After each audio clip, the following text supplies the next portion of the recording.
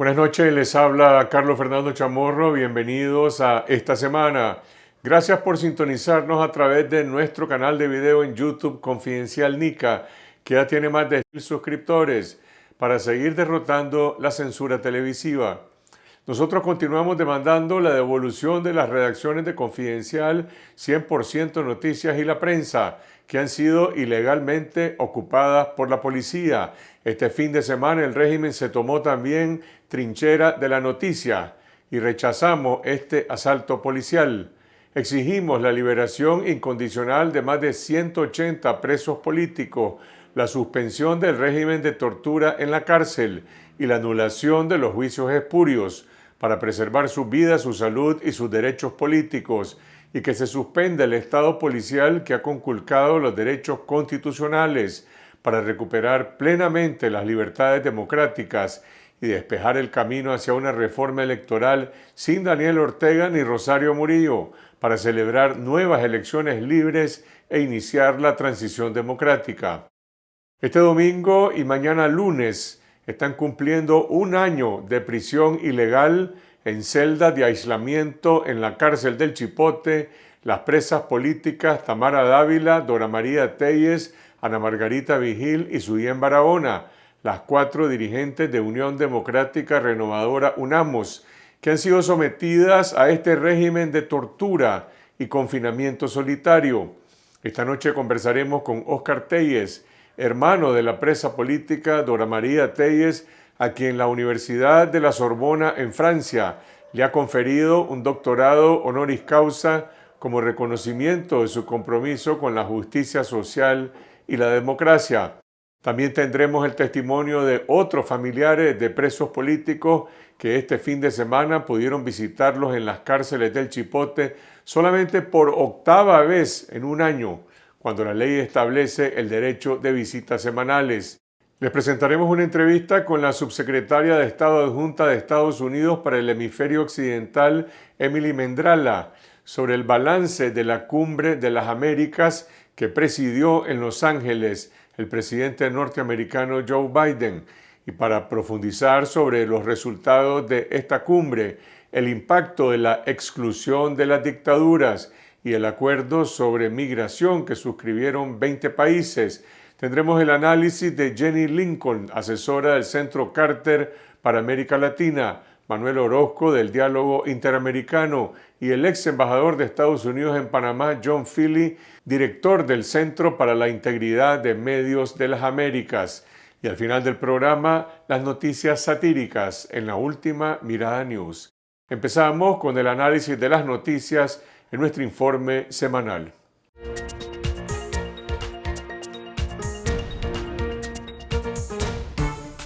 Las presas políticas Tamara Dávila, Dora María Telles, Ana Margarita Vigil y Suyén Barahona, integrantes de la Unión Democrática Renovadora UNAMOS, cumplirán este domingo y lunes un año de prisión ilegal en celdas de castigo y confinamiento solitario en la cárcel del Chipote.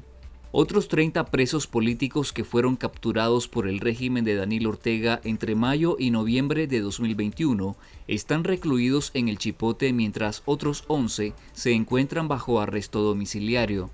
En un año solamente han recibido 8 visitas familiares en las que se ha podido constatar las condiciones precarias en las que se encuentran. Otro líder de UNAMOS que fue capturado hace un año, el general de brigada en retiro Hugo Torres, quien falleció bajo el régimen carcelario el 12 de febrero de 2022. El presidente de Chile, Gabriel Boric, abogó por la liberación de los presos políticos en su discurso de la 9ª Cumbre de las Américas que se desarrolló en Los Ángeles, California, en la que lamentó también la exclusión de los regímenes de Nicaragua, Cuba y Venezuela. Acá debiéramos estar todos y no estamos todos. Porque no me gusta la exclusión de Cuba, Venezuela y Nicaragua. ¿Y saben por qué? Porque sería distinto sostener en un foro como este, con todos los países presentes, incluso aquellos que decidieron restarse por esta exclusión, la urgente necesidad de la liberación de los presos políticos de Nicaragua. O también la importancia moral y práctica de terminar de una vez por todas con el injusto e inaceptable bloqueo de Estados Unidos al pueblo de Cuba. También el presidente de Costa Rica, Rodrigo Chávez, se refirió a los presos políticos de Nicaragua por primera vez desde que asumió su mandato el pasado 8 de mayo. A mí me encantaría conversar con él para el tema de los presos políticos. Eso es algo que a los costarricenses, por tradición histórica e inclinación natural, nos causa una severa preocupación y tristeza. Pero no he hablado con Daniel Ortega. El secretario de Estado de Estados Unidos, Anthony Blinken, instó al régimen de Ortega y Rosario Murillo a liberar inmediatamente y sin condiciones a los más de 180 presos políticos en Nicaragua. Con 524 votos a favor y solo 17 en contra, el Parlamento Europeo aprobó una resolución sobre Nicaragua, en la que demanda a la Unión Europea sancionar a 14 jueces y a los magistrados de apelaciones de Managua, Octavio Rochó Andino, Ángela Dávila Navarrete y Rosa Argentina Solís, por ser parte de la represión del régimen en contra de los nicaragüenses. El régimen de Ortega, que arrasa y patea los derechos humanos, que se sienta al lado de Rusia y la apoya en todas sus agresiones a terceros países, no puede mantener ninguna relación con la Unión Europea. Además, la resolución pide a los Estados miembros y al Consejo de Seguridad de las Naciones Unidas que, de conformidad con los artículos 13 y 14 del Estatuto de Roma, inicien una investigación formal sobre Nicaragua y Daniel Ortega a través de la Corte Penal Internacional por crímenes de lesa humanidad en virtud del artículo 7 del Estatuto de Roma. La cruzada del régimen de Daniel Ortega y Rosario Murillo en contra de los organismos sin fines de lucro continuará la próxima semana en la Asamblea Nacional, donde ya se encuentra programado para el martes 14 de junio la cancelación de 93 ONGs, elevando así a 562 la cantidad de organismos cancelados en Nicaragua, 488 en lo que va de 2022. Entre las ONGs que serán canceladas se encuentra el Centro Nicaragüense de Escritores, la Asociación Foro Educativo Nicaragüense Eduquemos, la Fundación Nicaragüense para la Conservación Fundación Cocibolca y APRODENIC. El Ministerio de Gobernación canceló el viernes el registro de operaciones de 17 organismos no gubernamentales de origen extranjero que desarrollaban proyectos que beneficiaban a la población más vulnerable de Nicaragua, alegando que no se inscribieron como agentes extranjeros. La novena Cumbre de las Américas concluyó con la Declaración sobre Migración y Protección de Los Ángeles, que pretende crear las condiciones para una migración segura, ordenada, humana y regular, que fue firmada por 20 países en medio de tensiones políticas derivadas de las grietas ideológicas que imperan en la región. El encuentro presidencial de mayor relevancia en el hemisferio enfrentó una fuerte controversia por la exclusión de los regímenes de Nicaragua, Cuba y Venezuela por sus violaciones a los derechos humanos y los atropellos a las libertades civiles. Pero la cumbre no emitió ninguna resolución sobre el crecimiento del autoritarismo político en el continente. Nicaragua quedó fuera de las iniciativas de inversión y desarrollo económico anunciadas por Estados Unidos en el marco de la novena Cumbre de las Américas, para fortalecer a Centroamérica y frenar el flujo migratorio hacia el país norteamericano. La principal iniciativa es la inversión privada de 1.900 millones de dólares por parte de 10 empresas estadounidenses para Guatemala, Honduras y El Salvador, anunció la vicepresidenta de Estados Unidos, Kamala Harris.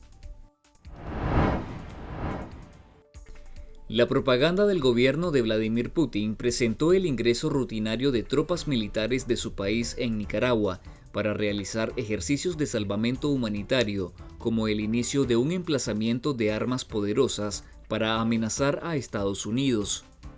El subsecretario de Estado de Estados Unidos para Asuntos del Hemisferio Occidental, Brian Nichols, calificó la presencia de tropas rusas como una provocación peligrosa, mientras Rusia está invadiendo un país vecino e incurriendo en violaciones a los derechos humanos en Ucrania. Por su parte, el presidente de Costa Rica, Rodrigo Chávez, declaró preocupación de su gobierno que no tiene ejército desde 1949. El régimen de Daniel Ortega y Rosario Murillo, a través del registro de la propiedad inmueble y mercantil, disolvió la sociedad Trinchera de la Noticia y ejecutó el cierre definitivo del medio de comunicación, cuyas oficinas fueron ocupadas por oficiales de la policía, y sus bienes activos, dinero en efectivo, cuentas bancarias y bienes muebles fueron puestos bajo resguardo policial. Trinchera es el cuarto medio de comunicación ocupado por el régimen, después de las tomas de Confidencial, 100% Noticias y el diario La Prensa. El Banco Mundial presentó el informe Perspectivas Económicas Mundiales, en el que disminuye su pronóstico de crecimiento para Nicaragua en 2022 y 2023, advirtiendo del riesgo de estanflación o estancamiento con inflación que amenaza a varias economías.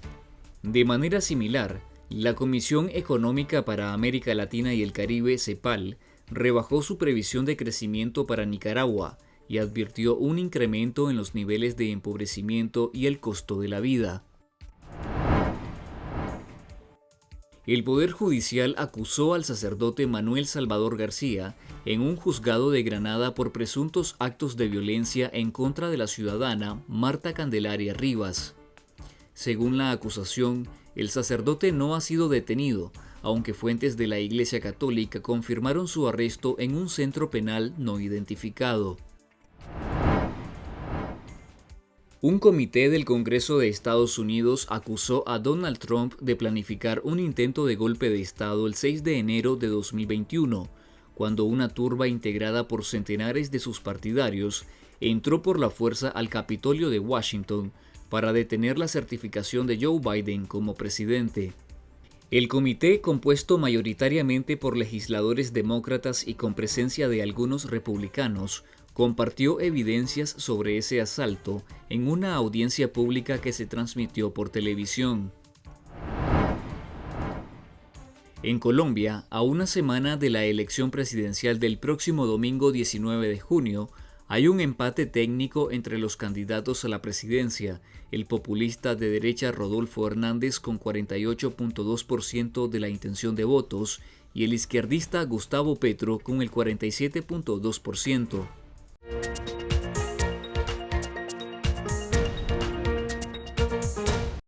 Esas son algunas de las noticias que tuvieron más impacto durante la semana.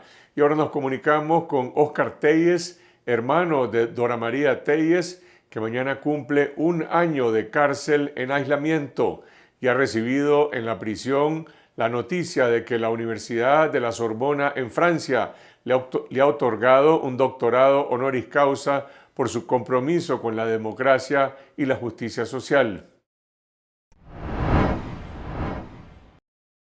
Óscar, tu hermana Dora María Telles mañana lunes cumple un año de estar en una celda de castigo, en una celda de confinamiento solitario en la cárcel del Chipote. La viste este fin de semana. ¿Cómo se encuentra? Bueno, la vi a las 3:30 de la tarde. La visitamos. Ella es una mujer fuerte, física y mentalmente. Está bien mentalmente, está sólida mentalmente y sólida en su posición también. Físicamente está bien. Ella no padece, no tiene enfermedades crónicas, entonces está bien. Con respecto a la visita anterior, creo que la vi un poco mejor. Creo que ha tomado descansos y ha recuperado sus niveles de energía habitual y está recuperándose paulatinamente de la quemadura que le produjo una pomada que le recetaron para un supuesto vitiligo producido por la falta de sol. A pedido de ella, la atendió un internista. Parece que los médicos diagnosticaron el vitiligo y ya no la están atendiendo. y efectivamente el médico, digamos, después de mucha insistencia, etcétera, la vio la subcomisionada encargada de ahí y le recetaron antibióticos y ha comenzado a mejorar. ¿Cómo resiste la soledad, el aislamiento, un año entero en una celda sin conversar con nadie y además en un estado de penumbra? Mira, emocionalmente ella se muestra fuerte, Carlos. Ella encuentra alternativas intelectuales para ir sobrellevando esa situación de soledad, ¿verdad? Y de aislamiento, porque ella en esa galería es la única que está aislada. Creo que ahora está aislado al que le dicen Chinenoc, no sé cómo que se llama este señor, este enemigo de Doña Chayo. Y, digamos, a pesar de esas, ella está coherente, está lúcida, recuerda todo, tiene su sentido del humor prácticamente intacto, disfruta de las cosas que le contamos, de la familia, de los amigos. Entonces yo durante la conversación no noto, digamos, un deterioro cognitivo, pues yo no soy psiquiatra ni psicólogo, pero no la noto ni dislates, ni que perdiendo el hilo, ni siquiera la memoria, ¿verdad? Que a estas alturas nuestras, pues ya comenzamos a tener problemas de memoria. Entonces, en ese sentido, ella lo resiste. Por supuesto que le molesta la soledad, le molesta el aislamiento, le molesta la penumbra. Específicamente me dijo que cree que no ha perdido visión, ¿verdad? Por la oscuridad, pero no hay manera de que eso no las afecte, ¿no? En el simulacro de juicio en que fue condenada en la cárcel, Dora María dijo, presa o libre, voy a seguir luchando. La siguen interrogando, le siguen inculpando por esos presuntos delitos de conspiración. Según lo que ella me dijo ayer, tienen la última interrogatorio fue hace como 3 semanas. Y ella no me dio muchos detalles del interrogatorio. Nunca le gusta darme detalles porque como lo ve como intrascendente, pues entonces no se detiene a darme muchos detalles, pero fue hace 3 semanas, el último. Dice que la han dejado tranquila porque antes era diario, ¿no? Esta condena ha sido considerada como una venganza política contra Dora María y ha generado no solamente un reclamo nacional, sino también una condena mundial en algunos círculos internacionales. ¿Está ella enterada de esa solidaridad? Sí, Carlos. Cuando yo la visito, cuando la visitamos, siempre hacemos un repaso de la solidaridad, de los amigos que llaman, de los amigos que preguntan por ella, de las personas que oran, de las personas que aunque no oren le dedican sus pensamientos, le dedican sus energías, sus fuerzas vitales a pensar en ellas por las mañanas, por la tarde.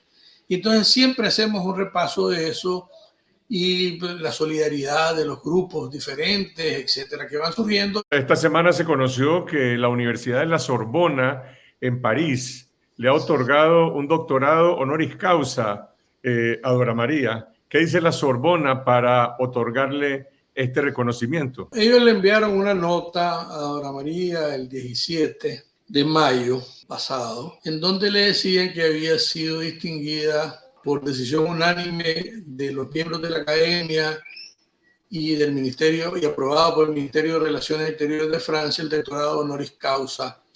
Y básicamente por 2 razones: por su contribución como cientista social y por su lucha por la democracia y la libertad en Nicaragua y en la región, dicen eso básicamente. Ese es un doctorado que se le otorgó, además de ella, a 4 otras personas, entre ellas la ex canciller alemana Angela Merkel.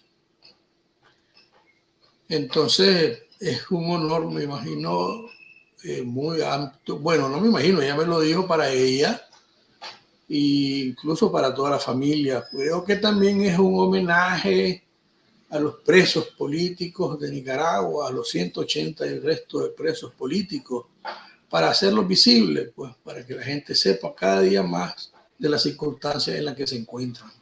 ¿Cómo recibe Dora María esta noticia, este reconocimiento en la cárcel? Y lo recibió con beneplácito. Definitivamente es un alto honor académico recibir un doctorado honoris causa de la Sorbona Nouvelle, que es una prestigiosa y antigua universidad europea. Definitivamente es un gran honor. Ahora, el doctorado ya ha sido conferido, pero no se lo han entregado, no se ha realizado la ceremonia de entrega. ¿Tiene esto una fecha? ¿Esperas que Dora María recupere su libertad para recibir ese doctorado? Bueno, ellos van a fijar una fecha a finales de este año, entre finales de noviembre y comienzos de diciembre. Sería altamente deseable que ya para esa época ella estuviera libre y pudiera viajar a recibir el título de mano de las autoridades correspondientes de Francia, de la universidad. Pero en caso que no sea así, pues me imagino que ella en algún momento va a tener que nombrar a una persona que lo reciba en su nombre. Y eso pues, lo veremos, digamos, en los próximos meses, pues, porque todavía estamos a mitad del año, faltan algunos meses, y las universidades, por lo general, se toman su tiempo, pues, son 5 personas las que reciben este honor, y entonces me imagino que compaginan fechas, etcétera, pues, ¿verdad? Para fijar ya una fecha definitiva y los demás temas, pues, no serán comunicados posteriormente, pues.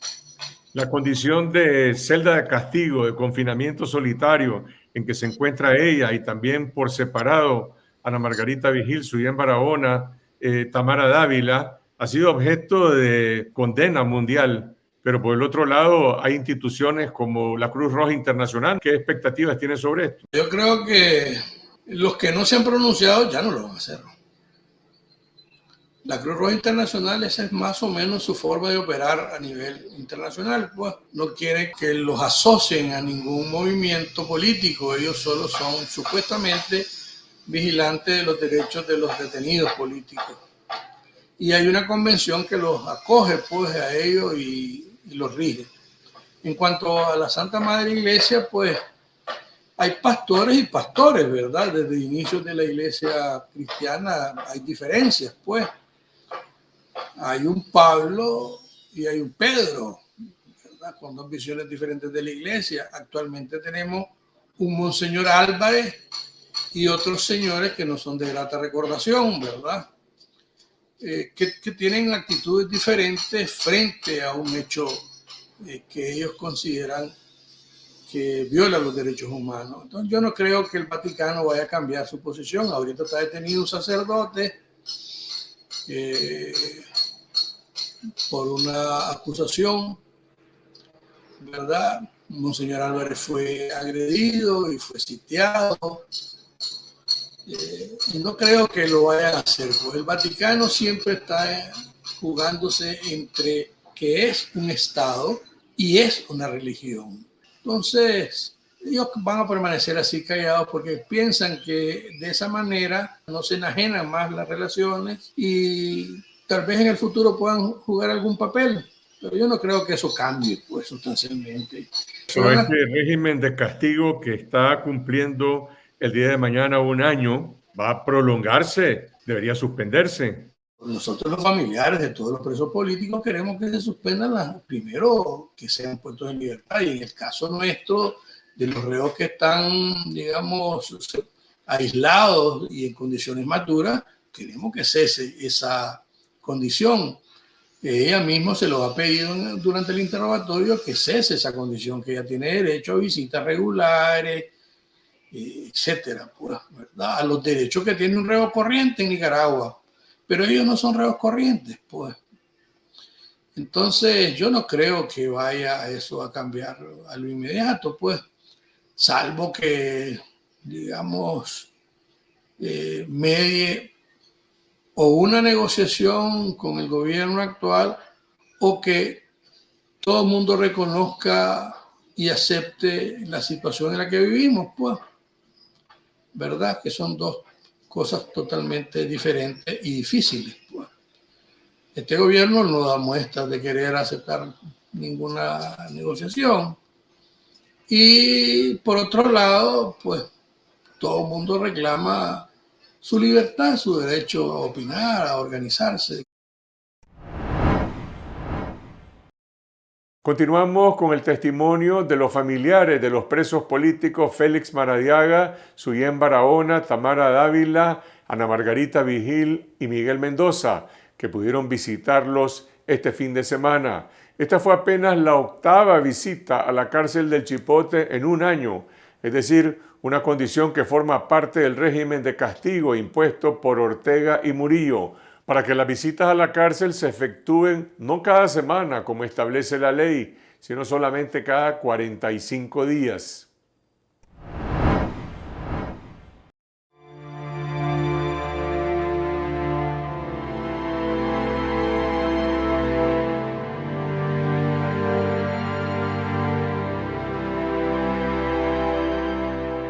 Entre el pasado viernes y este domingo 12 de junio, los familiares de los presos políticos en el Chipote visitaron a sus parientes por 8ª vez a un año de sus arrestos y después de 43 días de incomunicación desde la última visita.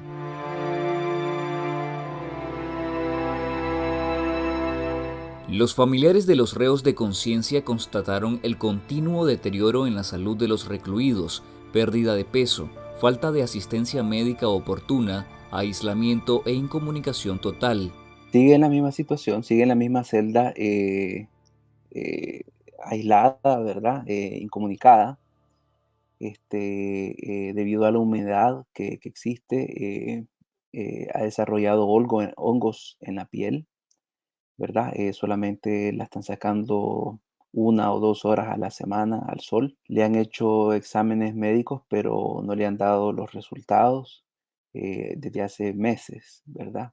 A pesar de que ella ha insistido en que le den los resultados de eso. La hermana de Félix pudo constatar en esta visita que Félix ha perdido más peso. Calculamos que ha perdido alrededor de 60 libras y si no un poco más. Y una de las cosas que Félix describió es que la alimentación es pésima, es de muy mala calidad.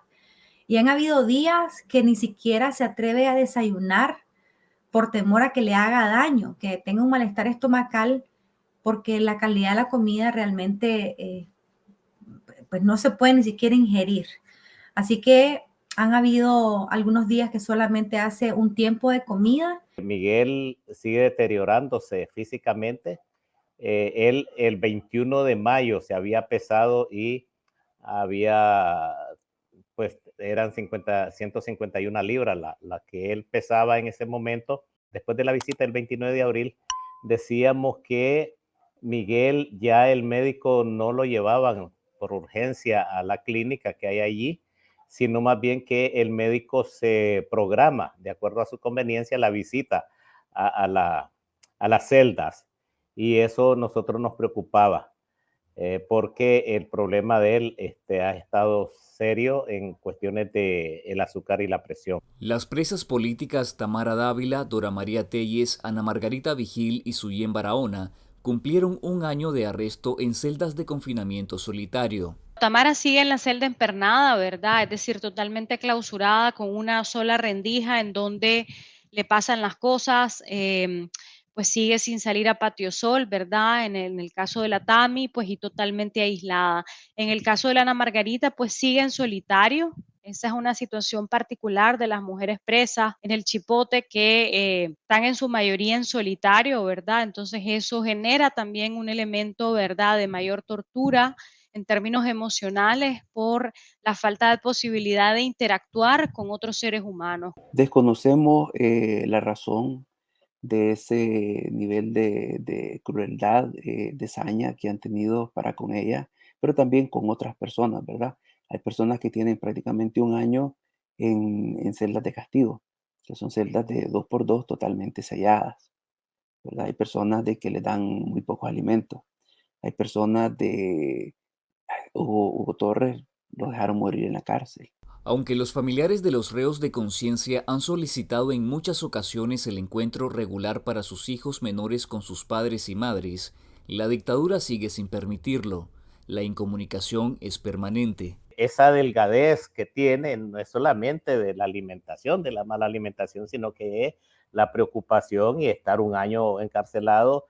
Le han negado el derecho de ver a su hija. Ahorita que esta visita había, él les dijo que si era posible que su hija llegara a verlo y le dijeron que no estaba autorizado, ¿verdad? Y eso a él lo está martillando cada día, ¿no? Y luego, pues, la situación de mi mamá. Mi mamá es una señora de 91 años que los cumple ahora el 14 y cada vez mi mamá está más deteriorada de salud y eso a él le preocupa. Nosotros hemos insistido incluso que nos permitan llevarle una fotografía, ¿verdad? Tiene un año de no verlo a nuestro hijo y no lo han aceptado. Nosotros incluso dijimos, ok, no le entreguemos la foto, déjenos por lo menos mostrársela. Ni siquiera eso lo han permitido. No han permitido una carta, no han permitido un dibujo, no han permitido ningún tipo de comunicación. Los niños preguntan, ¿qué pasa con nuestros padres? ¿Se murieron? ¿Nos abandonaron? Ellos son inocentes. Los niños son inocentes. Los que están dentro, los prisioneros de conciencia, son todos inocentes. Todos deberían estar libres. Nunca debieron haber sido juzgados. Nunca debieron haber sido detenidos. A pesar de que los reos de conciencia ya fueron condenados por la dictadura, los jueces orteguistas se niegan a especificar el sistema penitenciario donde los presos políticos cumplirán sus condenas, dejándolos en un limbo carcelario y bajo el régimen de tortura en el Chipote. La Dirección de Auxilio Judicial no es parte del sistema penitenciario, no es una cárcel, es un centro de detención temporal, es una estación y una delegación de la Policía Nacional y por ende no presta las condiciones para albergar a personas por largos periodos de tiempo. Y una prueba de eso pues son las condiciones de deterioro que a lo largo de todo este año nosotras pues como familiares y el resto de familiares hemos venido sistemáticamente señalando, sistemáticamente denunciando. Familiares de los prisioneros políticos lanzan un SOS de alerta por el deterioro en la condición de sus parientes encarcelados. Uno suena exagerado, no es exageración.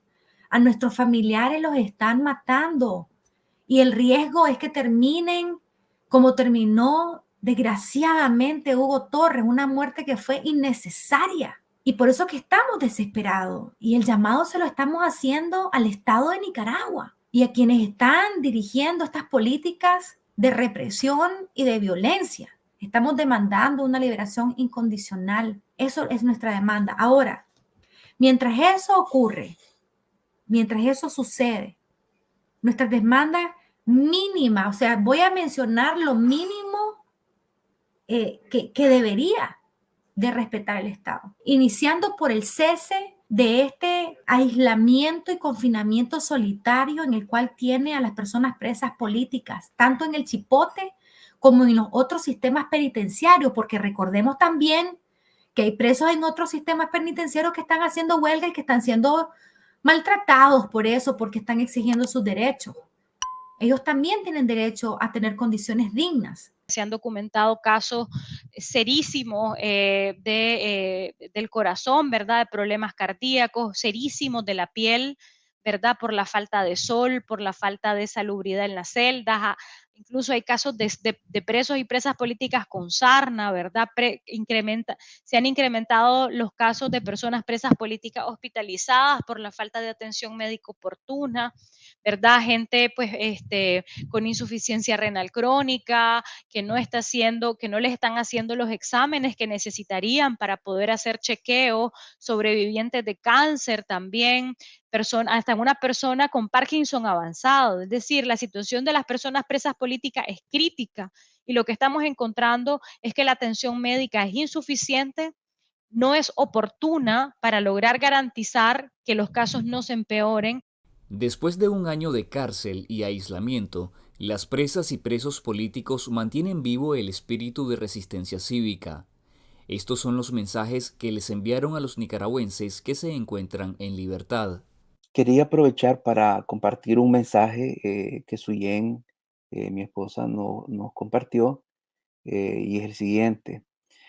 Llevo un año sin poder ver a mi hijo de 5 años, sin poder escuchar su risa, sin poder abrazarlo y sin estar con él.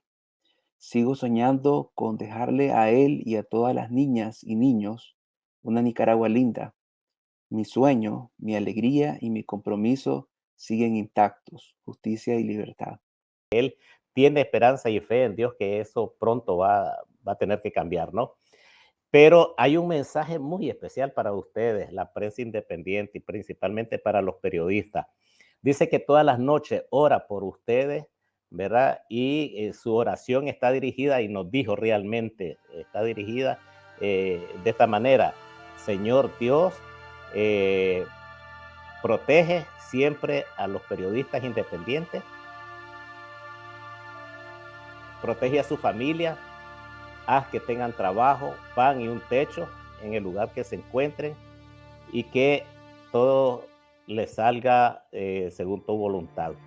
Esa es la oración que él todos los días dice que eleva al Señor por los periodistas independientes, principalmente por todos aquellos que han tenido que salir del país a exiliarse. Que ellas siguen firmes adentro pues, de las celdas. Y que esa firmeza se basa pues en el compromiso y en la esperanza. Y esa es otra cosa, ¿no? Que a pesar, ¿verdad?, de estar pasando una situación que pareciera, ¿verdad?, una situación de profunda desesperanza, pues ellas siguen esperanzadas en la posibilidad de construir una Nicaragua distinta, una Nicaragua en justicia, sin impunidad. Y en el caso de Ana Margarita, además una Nicaragua, lo que ella dice, una Nicaragua linda.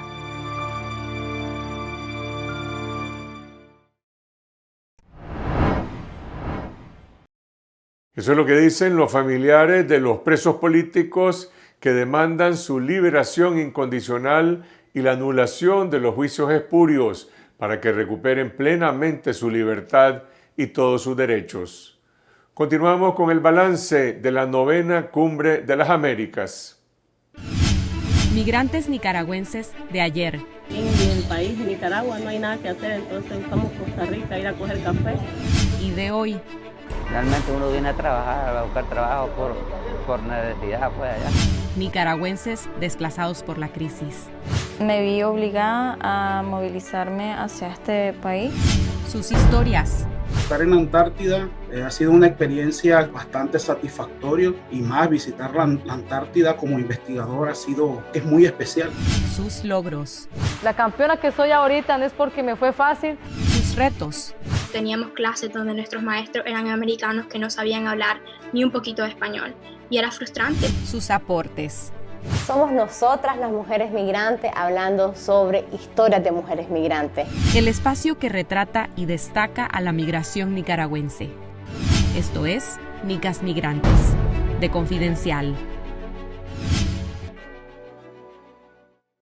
El viernes pasado concluyó en Los Ángeles, California, la 9ª Cumbre de las Américas auspiciada por el gobierno de Estados Unidos, con un acuerdo para legalizar y proteger la migración irregular en el continente americano.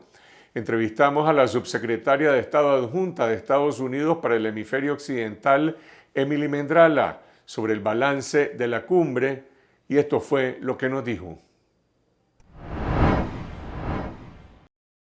Subsecretaria, la Cumbre de las Américas está culminando con una declaración continental para proteger y legalizar la migración irregular. ¿Cuáles son los alcances de este compromiso y cómo van a legalizar la migración? Nosotros acabamos de venir de un evento en cual el presidente Biden anunció al lado con otros líderes de la región una declaración de Los Ángeles para la migración y protección, y eso contiene principios compartidos en toda la región acerca de la migración regional. Habla de la necesidad de estabilización para las comunidades que han recibido muchos migrantes y refugiados. Habla también de la gestión de la migración de manera humana. Habla también de la necesidad de aumentar o crear vías legales para que los que se requieren o se necesitan migrar pueden hacerlo por vías legales. Puede ser por trabajo temporal, puede ser por reunificación familiar, y la declaración contiene más principios compartidos con los países de la región. Pero esta declaración de Los Ángeles no se enfoca en las causas de la migración, la corrupción, la desigualdad, el crimen organizado, el autoritarismo y el colapso de las democracias en algunos países. Los Estados Unidos, de nuestra parte, estamos pero muy enfocados en las causas estructurales de la migración en toda la región. Nosotros, nosotros damos cuenta de que cada país y los flujos migratorios de cada país genera de causas diferentes.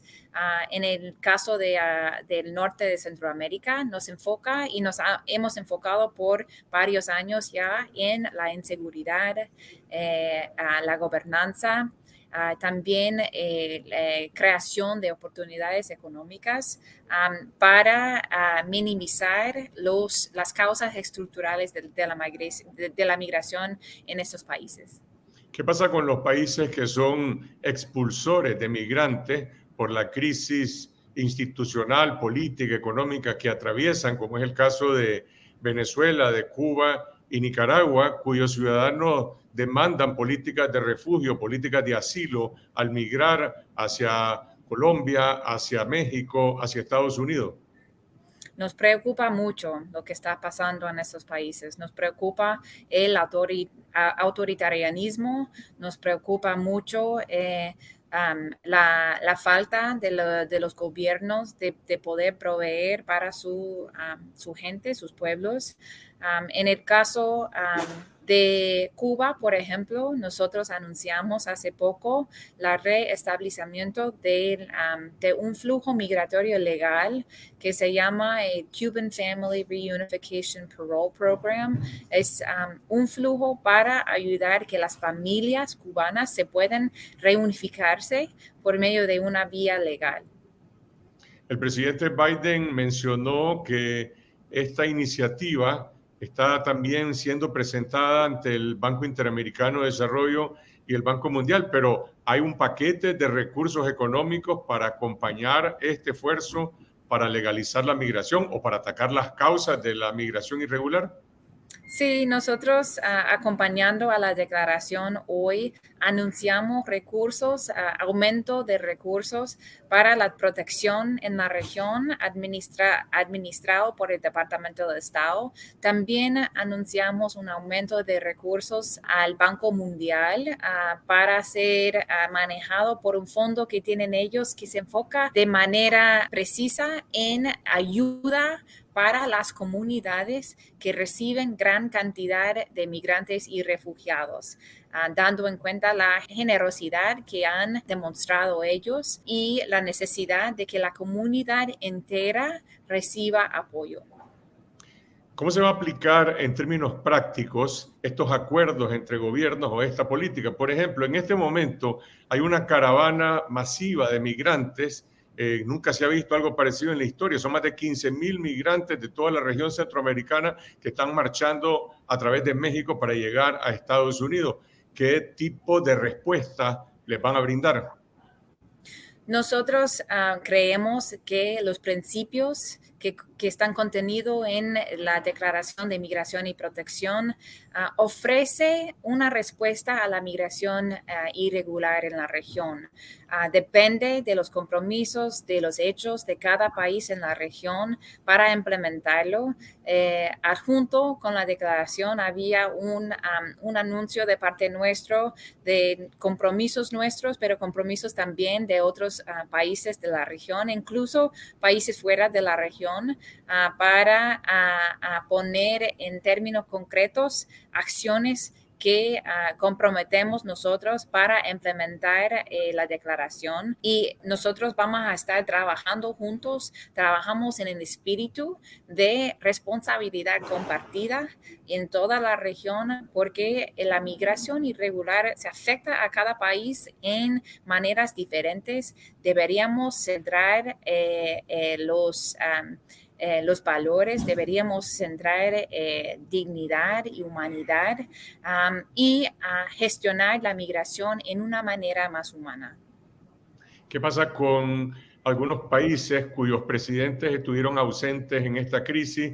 Caso de México, El Salvador, Guatemala y Honduras. ¿Son suscriptores de este acuerdo o eso está pendiente?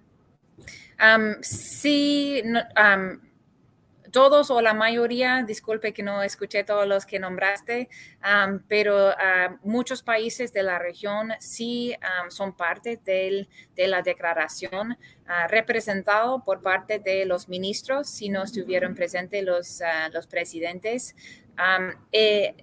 Fue una semana muy fructífero y con la representación de muchos países, con conversaciones importantes con los ministros si no vinieron los presidentes. El presidente Biden mencionó en su discurso que la democracia es un factor clave para el desarrollo del continente, pero la cumbre no resolvió ninguna medida para fortalecer las instituciones democráticas o la aplicación de la misma Carta Democrática Interamericana. Pareciera que, por un lado, acordaron temas de migración, pero que esto ha sido a costa o a espaldas del gran desafío sobre el deterioro de la democracia en la región. La cumbre mismo tenía muchas declaraciones y muchas obras que tenía que ver con las temas principales de la cumbre, inclusive la democracia, el cambio climático, la recuperación de la situación económica post pandemia. Así que sí, había muchas conversaciones serias acerca de la democracia, y hay mucho que hacer juntos. Una región con la gran mayoría de los países en la región democráticos, deberíamos estar trabajando y lo estamos haciendo, trabajando juntos para demostrar que la democracia puede proveer para sus comunidades. Pero no se abordó el tema de las dictaduras, el autoritarismo y, por el otro lado, el debilitamiento de las democracias. Algunos presidentes, como el presidente de Chile, Gabriel Boric, habló claramente sobre el tema de la demanda de liberación de los presos políticos de Nicaragua y también de terminar con el embargo en Cuba. Pero pareciera que estos temas han sido evadidos por la cumbre.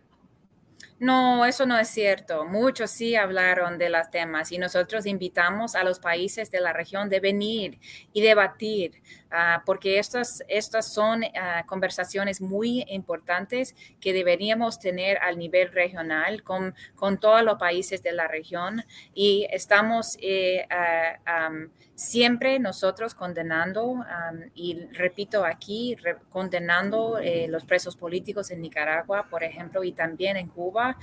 Son cosas que nos preocupa mucho, la falta de la libertad de expresión, la falta de la libertad de demostración, y que deberíamos nosotros en la cumbre mismo hablar de estos temas con socios en la región. ¿Cuál es el futuro de la Organización de Estados Americanos después de esta cumbre, que fue fuertemente cuestionada por el presidente de Argentina y también por otro de los presidentes ausentes, como es el presidente de El Salvador, Nayib Bukele? ¿La Carta Democrática Interamericana, que está vigente, se puede aplicar o no en estos tiempos en América Latina? Nosotros creemos que la OEA es un mecanismo muy importante para la región.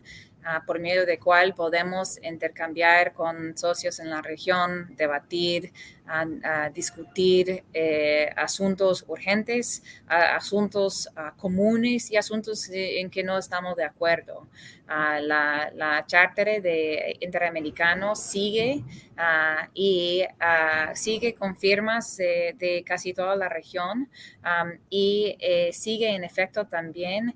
Y yo sé que hay discusiones a cada rato en la OEA de cómo implementarlo de manera mejor.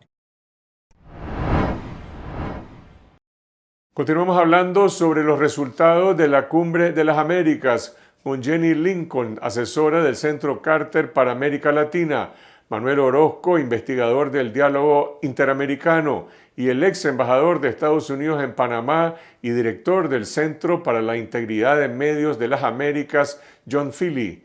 Les preguntamos sobre el impacto de esta cumbre en la que se excluyó a las dictaduras, pero no se adoptó ninguna resolución para fortalecer la democracia, y también sobre el acuerdo migratorio, sobre la OEA, la Carta Democrática Interamericana y las relaciones de América Latina con China y Rusia. Y esto fue lo que dijeron.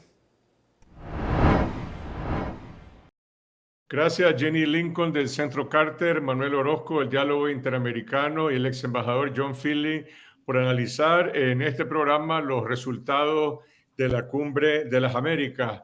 Jenny, esta cumbre comenzó con una controversia sobre la exclusión de las dictaduras de Cuba, Venezuela y Nicaragua y la ausencia de varios presidentes por este motivo, y terminó con un acuerdo para legalizar y proteger la migración irregular que suscribieron los 20 países participantes en la cumbre. ¿Cuál es el balance político? Bueno, muchísimas gracias, Carlos Fernando, por la invitación. Primero quiero señalar que el hecho de que se reunieron los países de América Latina, incluyendo delegaciones sin su presidente, pero querían estar presentes, se reunieron en Los Ángeles para hacer una llamada, una alerta a los problemas en la región y hablar de democracia en riesgo. Yo creo que se cumplió esto, y esto en sí es algo significativo. También tenían la oportunidad de hablar cara a cara en sesiones formales y también en las pasillas. Entonces, esta ocasión fue sumamente importante para la región.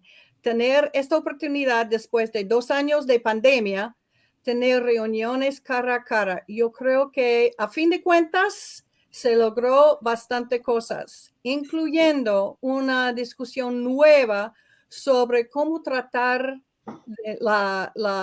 este problema de migración y el flujo de gente dentro de la región recibidos por otros países, y eso tiene que ser un problema que se trata por ambos lados, no solo los Estados Unidos, sino los países de la región también. Empiezo aquí. Vamos a hablar más adelante sobre este acuerdo migratorio. John, en efecto, el presidente Biden habló en su discurso inaugural sobre democracia como el tema clave para el desarrollo del hemisferio, pero en esta cumbre no logró emitir ninguna resolución para el fortalecimiento de las instituciones democráticas, o tampoco hubo una posición clara sobre las democracias y las autocracias. ¿Esto es un problema de falta de consenso político o falta de voluntad política? Bueno, yo creo que lograr las firmas de más de 20 o en casos anteriores en el pasado, más de 30 presidentes es casi un trabajo cuesta arriba. Porque siempre hay pequeñas dificultades con el lenguaje, alguien quiere incluir este punto o no. El hecho de que no hubo una declaración sobre la democracia, como sí hubo sobre la migración, no me molesta tanto. Hubiera sido obviamente mi gusto, mi preferencia, que hubiera una declaración parecida a la del 2001, cuando los 34 democracias del hemisferio instaron a que redactaran la Carta Interamericana Democrática. Estamos en otros tiempos. Hay que jugar las cartas que uno tiene en la baraja y no las cartas que uno quisiera tener. Pero tomando esto en cuenta, yo creo que el presidente Biden hizo un excelente trabajo en señalar que no está conforme con las dictaduras, los abusos de derechos humanos, la falta de libertades civiles en Nicaragua, Cuba y Venezuela.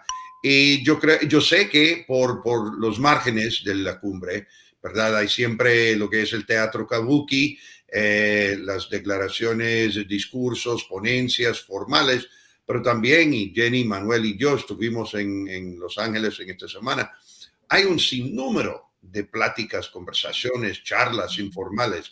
Y ahí sí, yo sé que el tema de la democracia, lo rezago de la democracia en la región, tanto por la izquierda como por la derecha, sí se hablaba y sí se tomaban en cuenta.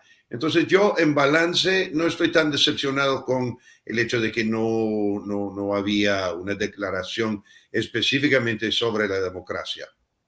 Manuel, ¿cómo ves el balance? En el caso de Nicaragua, por ejemplo, bueno, Ortega no fue invitado, dijo también que él no deseaba ir, pero hubo en la cumbre una nutrida delegación de la sociedad civil nicaragüense en el exilio. El presidente Boric, por ejemplo, en el plenario abogó por la liberación de los presos políticos. ¿Qué impacto ha tenido en la cumbre el tema de la dictadura? Yo creo que si el tema de las dictaduras ha sido bien reconocido, fue bien abordado en la cumbre y Nicaragua estuvo en el frente del debate sobre la situación de lo que ocurre en este país, especialmente con el tema de la liberación de los presos.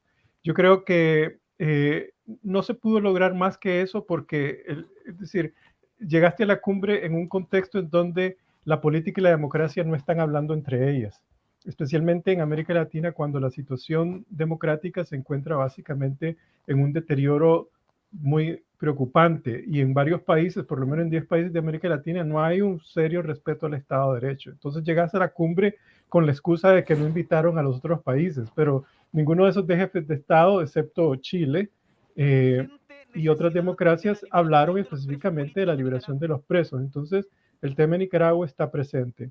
Creo que es lamentable, la declaración sobre migración fue importante porque por primera vez se logra un reconocimiento y un acuerdo de crear integración y un paso legal para la cantidad de inmigrantes, pero de nuevo, lo que está ausente es que la causa principal de la migración en los últimos 10 años tiene que ver con la fragilidad de los estados, las inestabilidades políticas que ocurren en Cuba, la dictadura en Venezuela, la dictadura en Cuba, la dictadura en Nicaragua, la ausencia y corrupción de Estado de Derecho en Guatemala, El Salvador, Honduras, e incluso las violaciones de derechos humanos en México, que está causando una cantidad de gente que salga. Y eso no se tocó. Entonces, fue un logro a medias, se logró más de lo que se esperaba, ¿sí?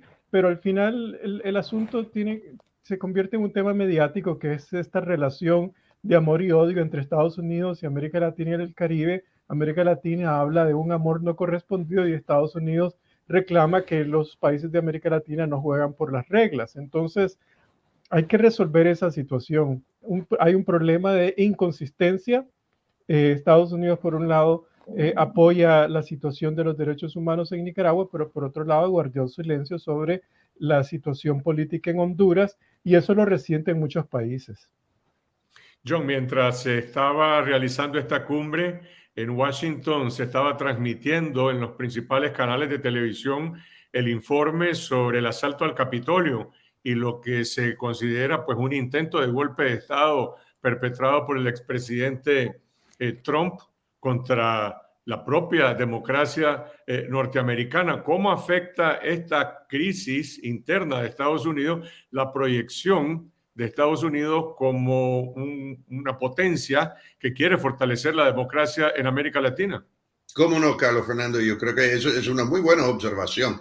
Y la verdad es que yo pienso que fue una pura casualidad el hecho de que coincidieron los dos eventos, o sea, las comparencias del comité del 6 de enero y la Cumbre de las Américas. Sin embargo, yo creo que yo soy de los que piensan que fue un momento muy afortunado. ¿Por qué? Porque demuestra que Estados Unidos no es, nunca se ha llamado, pero definitivamente no es una democracia perfecta. No hay una democracia perfecta.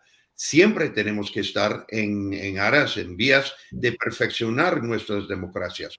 Y lo ocurrido el 6 de enero del año pasado demuestra claramente que hasta aquí en Estados Unidos, donde muchos latinos piensan que tenemos una democracia mucho más avanzada, mucho más sagrada que en sus propios países, hasta aquí nosotros dejamos de cuidar nuestra democracia. Sufrimos 4 años de un caudillo, pues, un caudillo, básicamente, que intentó, pero no logró usurpar el Estado de Derecho en Estados Unidos. Y vimos claramente por las imágenes y los testimonios y declaraciones de los testigos el daño tremendo que los 4 años de Trump causó a nuestra democracia en Estados Unidos. Entonces yo creo que para efectos de solidaridad, tenemos un dicho en inglés, misery loves company. La miseria siempre invita compañía. Nosotros estamos en lo mismo que Latinoamérica. Tenemos que siempre vigilar por el bienestar y la salud de nuestra democracia.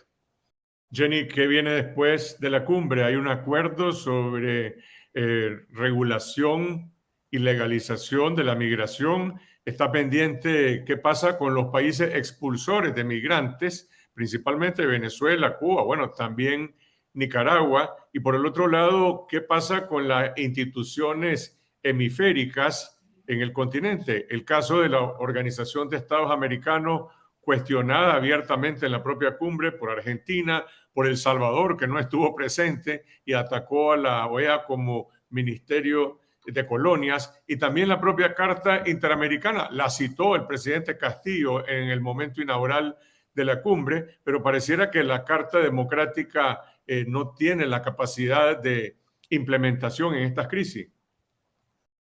Carlos Fernando, esto es la pregunta primera después de la cumbre. ¿Cuál será el seguimiento? ¿Cuáles son los próximos pasos? ¿Quién va a tomar el liderazgo para seguir adelante en proteger y fortalecer democracia en la región donde está en riesgo? Entonces, todas estas preguntas con respecto a los países individuos, las organizaciones multilaterales, ahora en este momento hay que aprovechar el movimiento de la cumbre para tratar esos temas y toda la democracia en América Latina, en los Estados Unidos también, en toda la región en este momento está frágil.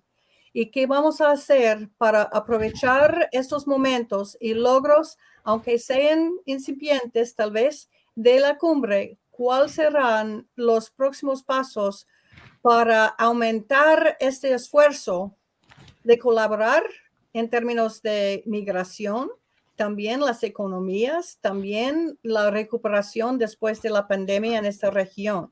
Estas son las preguntas en la mesa hoy.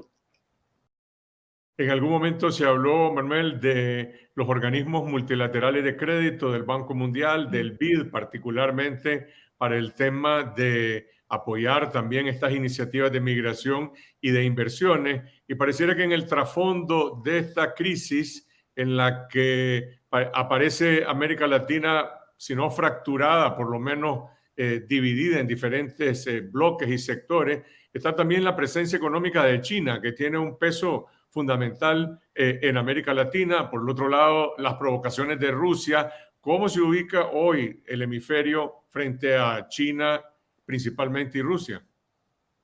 Bueno, son diferentes contextos. China representa un aliado estratégico comercial para América Latina y el Caribe porque a América Latina le gusta comprar las cosas baratas y esa es la realidad. Importa el 30% de sus importaciones viene de China y es porque no puede comprar, no le da la plata para comprar cosas de Europa o de Estados Unidos. Esa es la realidad. Y esa es una alianza instrumental y necesaria.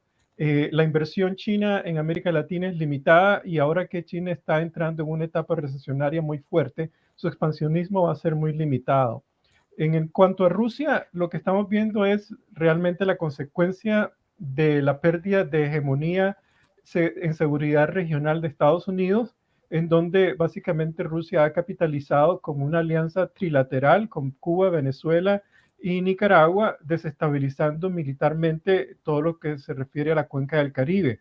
No es una cuestión solamente de armamentismo. Nicaragua ya se ha armamentado más que los 3 países de Centroamérica juntos con solamente armas rusas. Y Estados Unidos realmente tiene ahora una agenda mucho más complicada. Yo creo que los países de América Latina tienen que tomar a Estados Unidos más en serio y Estados Unidos debe de dejar de pensar que América Latina sigue siendo esa república bananera, porque ya no lo es, y pensar un poco más de cómo fortalecer la relación comercial, pero también y política con estos países. Y pues agarrar como un reto lo que dijo Bukele y emplazarlo y trabajar en función de eso. Hay que reformar la OEA, trabajemos en relación con eso. A propósito de Rusia, John, el subsecretario Brian Nichols ha calificado como una provocación peligrosa un decreto aprobado en Nicaragua que permite el ingreso de tropas de Rusia para participar en operaciones con fines humanitarios. El decreto también permite a tropas de Estados Unidos, de Venezuela, de Cuba, de Centroamérica, de México y otros países. Y esto se da en el contexto, primero, de la invasión de Rusia a Ucrania y segundo, de lo que dice la propaganda rusa, porque la televisión estatal rusa dice esa participación de las tropas rusas en Nicaragua debería de proyectarse en un emplazamiento de otro tipo de armamentos y amenazas frente a Estados Unidos. ¿Se trata de una amenaza real o es solamente una guerra de palabras? Mira, desde el punto de vista de Brian Nichols, el subsecretario, gran amigo, maravilloso diplomático, él absolutamente por su cargo tiene que decir eso. Yo, siendo ex diplomático y reconociendo que tenemos siempre los Estados Unidos la necesidad de vigilar por lo que hace Rusia, no solamente en nuestro hemisferio, pero no por otra parte del mundo. Es un país enemigo, es un país que definitivamente tiene diferentes valores, o el gobierno tiene diferentes valores a muchas democracias en el oeste. Habiendo dicho eso, yo creo que tenemos que mirar el decreto y la noticia en contexto. En primer lugar, no es la primera vez que Nicaragua emite un boletín en la Gaceta de esta naturaleza. La diferencia es que esta vez es mucho más detallado sobre lo que van a hacer los rusos. Si los soldados rusos van a llegar a Nicaragua para llevar a cabo actividades humanitarias, yo les invito al pueblo nicaragüense y a todos los más observadores a ver lo que están haciendo los soldados rusos en el país vecino de Ucrania.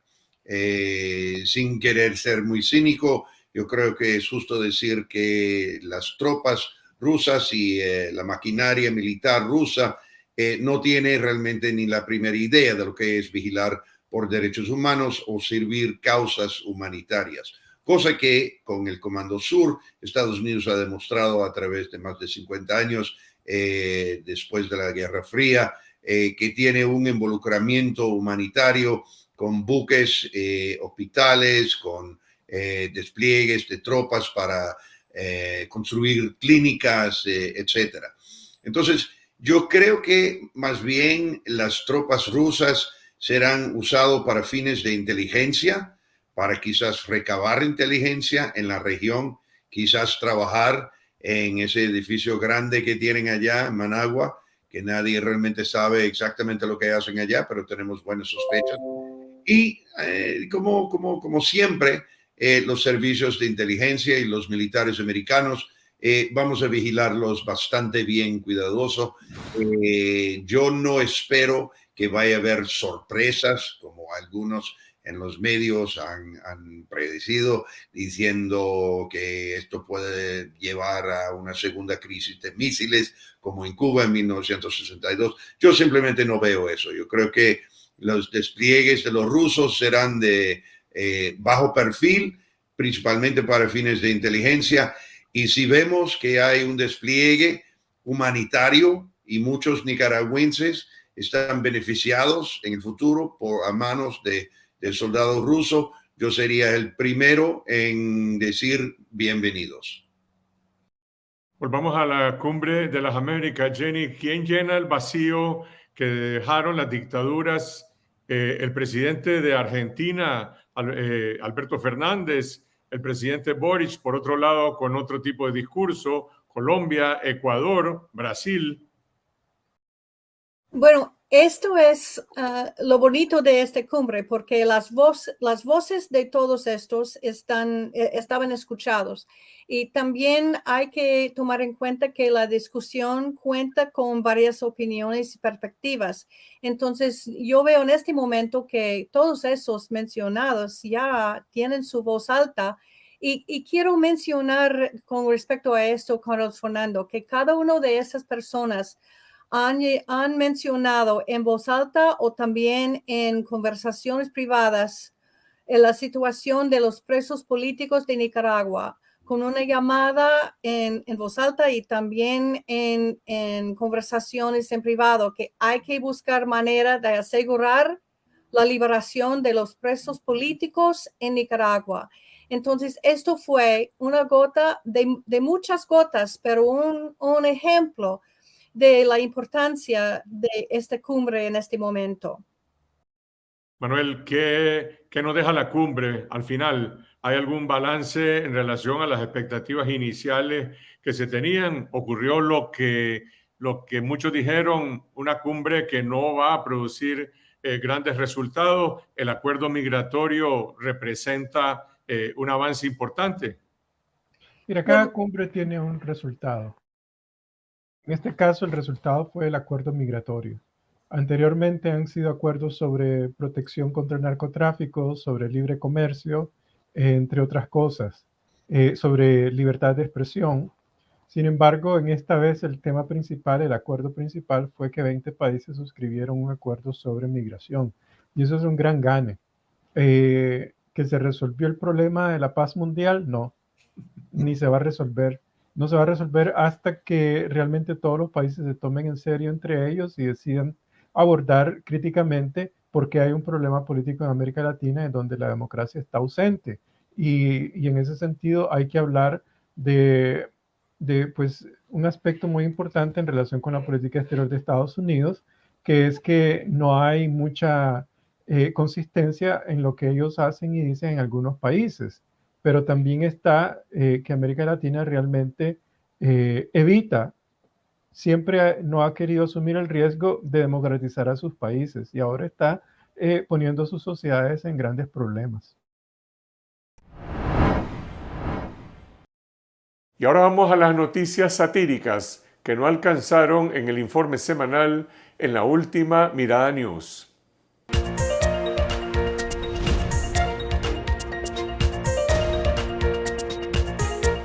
Hola, bienvenidos a la última Mirada News. Soy Juan Carlos Sampié.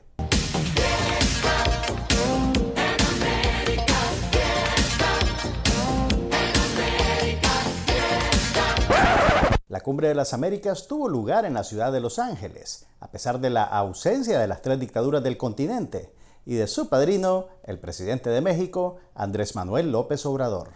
Pero claro, el desafío de AMLO contra Joe Biden llega hasta cierto punto. México estuvo representado por su canciller y aspirante presidencial, Marcelo Ebrard, para negociar con su principal socio del norte. De esta manera, el presidente mexicano queda bien con todos. Espere próximamente el Abismo de las Américas, donde AMLO reunirá a los non gratos de la cumbre. Falta más de un mes para el 19 de julio. Pero la compañera Rosario ya está exprimiendo la sangre de los héroes y mártires que lucharon contra la dictadura somocista. Vida, ¿y dónde está esa sangre santa que nos nutre? Tanto florecimiento de la sangre santa, de sangre santa que riega, que abona, que nutre, abonada con la bendita, la sagrada, la santa sangre de tantos héroes. está tan obsesionada con la sangre que parece vampira. Esa sangre bendita, santa, derramada por la libertad de Nicaragua. Meses, semanas para venerar esa sangre santa que riega nuestra Nicaragua. El 8 de junio del 79 es asesinado tantos héroes. Asesinado por la Guardia Criminal en Masaya. Monimbó heroico, Monimbó que es Nicaragua, sangre santa. Tenían entre 12 y 15 años de edad cuando los masacró la criminal Guardia. ¿Cuál será la edad promedio de los asesinados por la dictadura Ortega Murillo? ¿Ven cómo la conducta es la misma, independientemente del discurso político que tengan? Esa sangre santa que riega nuestra Nicaragua.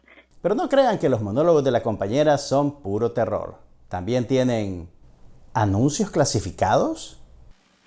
Este domingo se abrió aquí en la avenida de Bolívar a Chávez la esquina con nuestra gastronomía. Ya tenemos también las comidas criollas en la propia avenida y además tenemos ahí ya los espacios de comidas criollas, la esquina. ¿Le comprarían una carne asada a esta mujer? ¿Cómo se dice cepillos en ruso? Pero no lo de peinarse. En el marco del Día de la Lengua Rusa, autoridades nicaragüenses y de la embajada de esa nación depositaron ofrendas florales en el busto del poeta ruso Alexander Pushkin, quien se ubica en el lobby del Teatro Nacional Rubén Darío. ¡Qué coincidencia! El zar mandó al exilio a Alexander Pushkin por escribir poesía. Y Daniel Ortega desterró a el hijo y la nuera de Salvador Espinosa por organizar conciertos. Siempre frente con Daniel.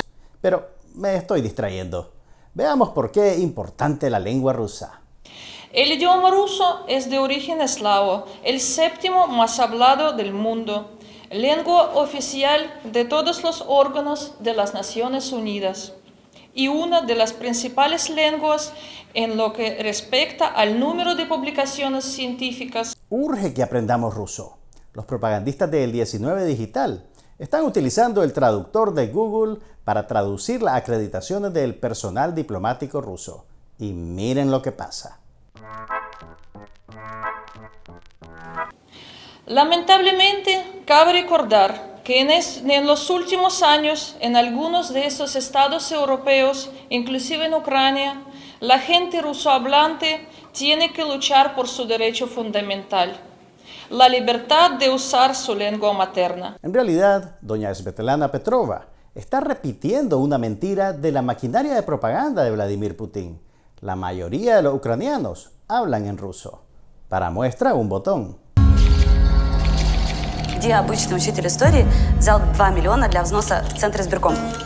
Esta es la serie cómica Servidor del Pueblo, protagonizada por el futuro presidente Volodymyr Zelensky.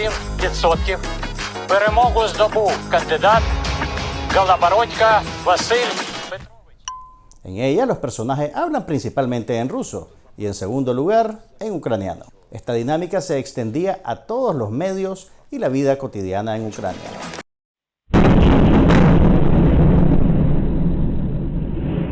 No fue sino hasta la invasión militar ordenada por Vladimir Putin que se generó un movimiento de rechazo ante el idioma ruso y rescate de la lengua ucraniana. Así que si alguien está trabajando en contra de la lengua rusa, ese alguien es el camarada Vladimir.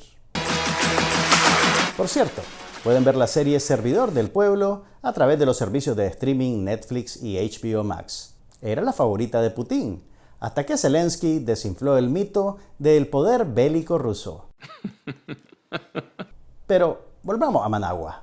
La ceremonia del Día de la Lengua Rusa fue tan íntima que solo llegaron los burócratas de la dictadura y los propagandistas oficiales. Pero la novedosa celebración no podía pasar desapercibida, así que inmediatamente organizaron otro evento en la Cinemateca Nacional. Para dar prueba de amor incondicional, 3 hijos de la pareja dictatorial hicieron acto de presencia y varios hijos de casa. Lo bueno es que todos los asistentes recibirán una beca para estudiar en la Academia Intensiva de Ruso del Carmen. Y Alexander Pushkin se revuelve en su tumba. Прости, поэт Pushkin.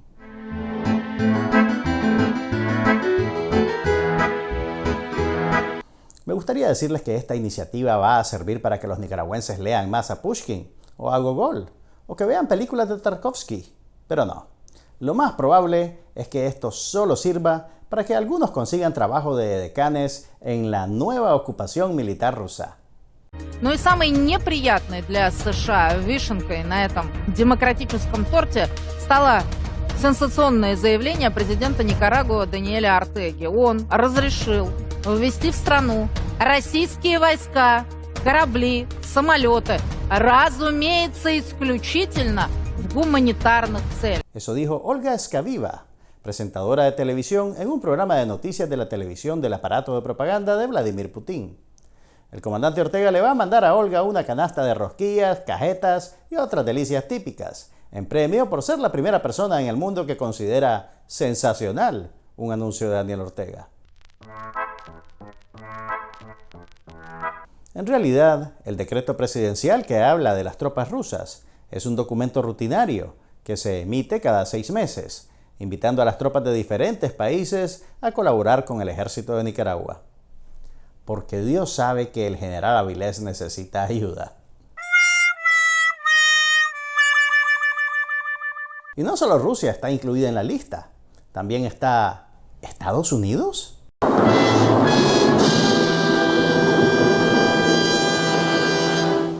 Pero seguí, Olga, seguí. Как вы хотели? Если американские ракетные системы с украинской территории лишь чуть-чуть не достают до Москвы, то и России пора разворачивать что-то тяжелое поближе к американскому граду на холме.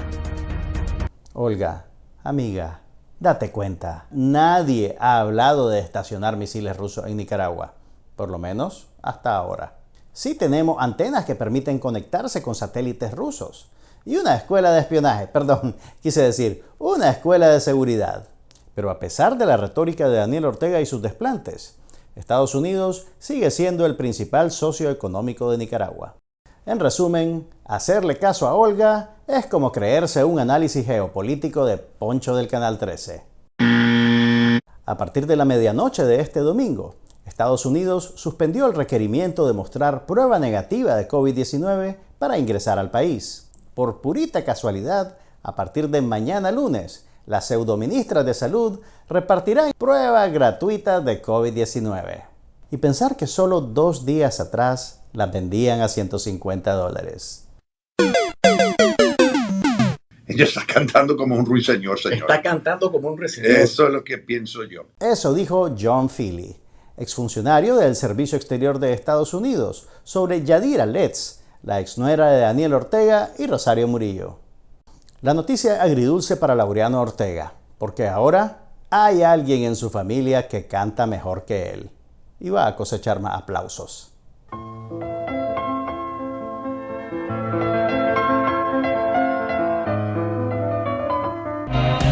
nos vamos a callar. Exigimos la liberación de los más de 180 presos políticos secuestrados por el régimen y la anulación de los juicios espurios en su contra. Un grito fuerte desde abril. Buenas noches. Todos gritan presente. Así llegamos al final de esta semana. Nuevamente, gracias a toda nuestra audiencia por su solidaridad. Y si aún no lo han hecho, suscríbanse a nuestro canal de video en YouTube Confidencial Nica para seguir derrotando la censura televisiva en Nicaragua, en Costa Rica, en Estados Unidos y Canadá, en España, en Europa y en América Latina. Síganos en Twitter a lo largo de la semana y los invito a suscribirse de forma gratuita al canal de Telegram de Confidencial para recibir todos los días nuestras alertas noticiosas. Regresamos el próximo miércoles en Esta Noche con Cindy Regidor, siempre a las 8 de la noche. Buenas noches.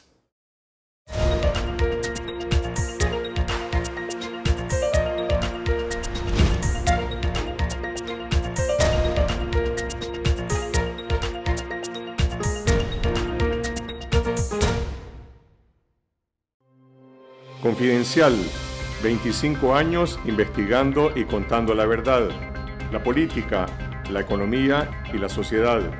La aspiración de un país con democracia, prosperidad y justicia. La corrupción, la pobreza y la violencia. los temas que afectan e interesan a todos los nicaragüenses. Revelamos la verdad que otros ocultan, fiscalizamos el poder, promovemos el debate público, hacemos periodismo independiente.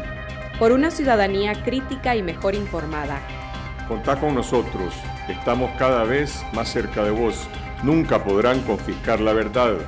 Confidencial, conectados con la verdad.